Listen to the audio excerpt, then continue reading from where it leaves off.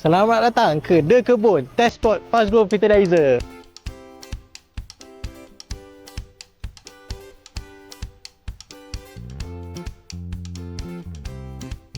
Okey guys, tadi kita tengok pokok yang besar-besar kan. Kalau nak pokok besar macam tu, banyak bunga macam tu, time kecil ni kita kena jaga betul-betul. Kita kena tanyalah Saudara Faiz, macam mana penjagaan?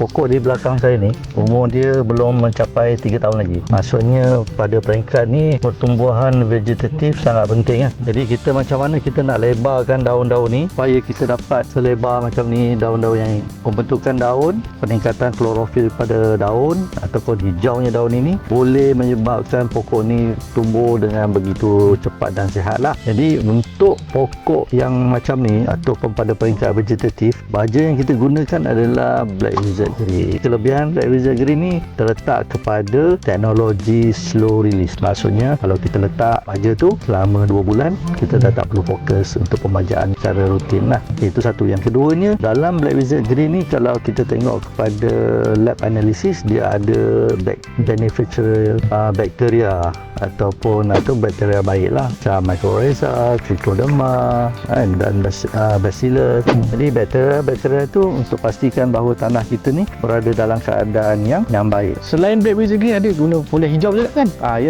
Kalau kita tembak pest and disease ataupun racun serangga dengan kulat, memang kita masukkan sekali dengan Fast Grow hijau lah. Jadi kita jalan sekali lah. Yang tu kita buat 2 minggu sekali. Okey, so kita tengoklah pokok pucuk pun naik apa semua kan. Ni memang hasil daripada Black Wizard Green dengan foliar hijau.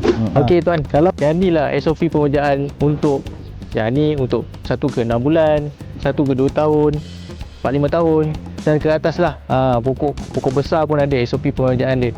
So berapa banyak dos nak guna, kita tengok dekat sini. Dekat The Kebun kita sediakan SOP pemujaan penuh Fast Growth Fertilizer.